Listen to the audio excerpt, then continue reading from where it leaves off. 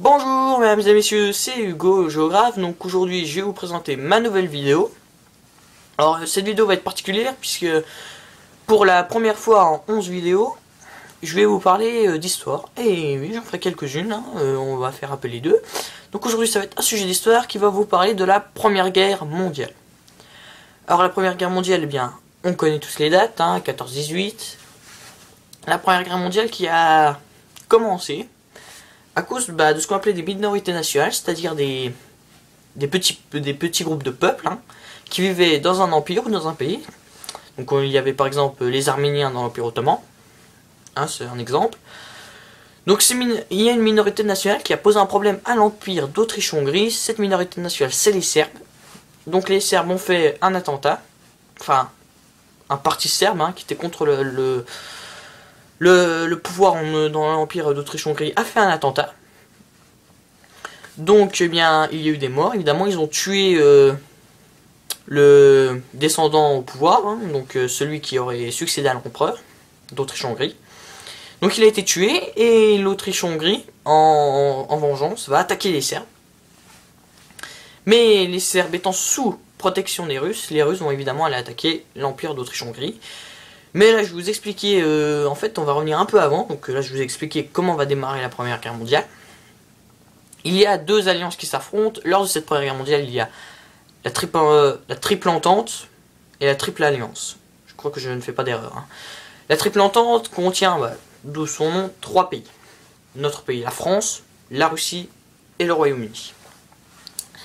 La triple alliance, pardon, elle contient l'Allemagne, l'Empire d'Autriche-Hongrie et l'Italie pendant une première partie de la guerre. Donc ces deux alliances vont se faire face sur le front. Vous savez qu'on surnomme également la guerre de 14-18 la guerre des tranchées, car de 1915 à 1917, le combat va se passer dans des tranchées. D'ailleurs, on va décrire un peu ces tranchées. Donc, les tranchées, vous savez ce que c'est un trou creusé, hein. Il n'y a pas d'autre mot, c'est un trou creusé. Et dans ces tranchées, donc, qui étaient aménagées, hein, il y avait des planches de bois au sol. La vie dans ces tranchées, malheureusement, pour les soldats des deux camps, hein, était pitoyable, hein, médiocre. Parce qu'il n'y avait pas d'électricité, pas de chauffage, pas d'eau. Excusez-moi.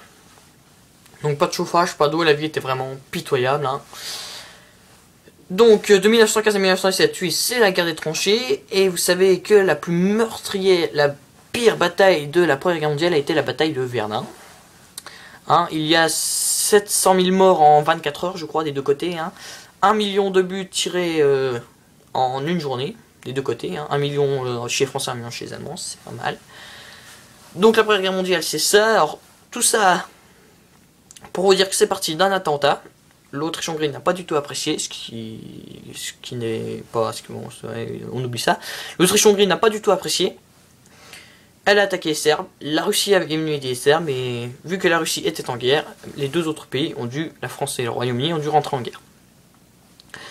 Et un État qu'on n'attendait pas du tout va venir nous sauver pendant cette Première Guerre mondiale, parce que évidemment les armées commencent à s'affaiblir, on manque de plus en plus de soldats vu qu'il y a beaucoup de morts. C'est les États-Unis qui vont financer en quelque sorte la dernière partie de la guerre de 1917 à 1918. Ils vont apporter des soldats tout frais, tout jeunes, tout neufs. Et c'est grâce à eux qu'on va pouvoir remporter la guerre. Alors il faut savoir, je sais plus ce que je voulais dire.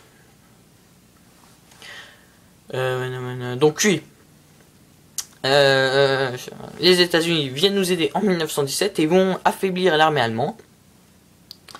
Totalement affaiblir, ce qui fait qu'on va gagner la guerre. Voilà ce que je peux vous dire sur la Première Guerre mondiale. Et je vais aussi vous dire que la Première Guerre mondiale a été la première guerre à être appelée une guerre totale. Alors une guerre totale, qu'est-ce que c'est? C'est quand, pendant que les hommes, hein, les hommes, les majeurs, hein, les garçons quoi, sont sur le front, les civils, donc femmes, voire quelques enfants, sont dans les usines d'armement et fabriquent les armes. Voilà. Et on a aussi utilisé pendant la Première Guerre mondiale du bourrage de crâne, c'est-à-dire que par exemple, il y a une expression, hein, qu'on disait souvent aux civils français pour rassurer les femmes et les enfants, on disait que les balles allemandes ne tuaient pas. Tout ça pour dire que pour rassurer les civils, hein, pour éviter une panique, des émeutes, etc. Il y a eu beaucoup de mensonges pendant cette Première Guerre mondiale, hein. Il y aura un héros pendant la Première Guerre mondiale, qui le sera beaucoup moins pendant la Deuxième, c'est le maréchal Pétain, hein, qui aura contribué à la victoire de la France dans cette guerre. Donc voilà, c'était à peu près tout ce que je pouvais vous dire sur la Première Guerre mondiale. Hein. C'est pas une vidéo très longue, hein, je vous ai dit tout ce que je savais, enfin je vous ai détaillé un peu la Première Guerre mondiale. Si vous voulez en savoir plus, bah, vous pouvez rejoindre ma page, hein, je mettrai plus d'informations. Vous pouvez vous abonner à ma chaîne YouTube pour ne rien louper de mes prochaines vidéos, parce qu'il y en a encore plein à venir, vous verrez. Vous pouvez aller sur mon Twitter, hein, bon, le lien est dans la description, je vais le remettre, hein, parce que je ne l'avais pas mis dans mes autres vidéos, donc je vais le remettre. Toujours aller voir mon blog, hein, je vais remettre le lien, et partager cette vidéo sur Facebook, hein, ça me fera de la pub. Et franchement, oui, je suis sûr que avec quelques abonnés en plus, avec quoi il m'en faudrait 100 de plus, je pourrais être partenaire YouTube. Donc vraiment, n'hésitez pas à parler de ma chaîne à vos amis et de vous abonner. Franchement, ça me ferait super plaisir. Allez, c'était Hugo le géographe et à la prochaine vidéo.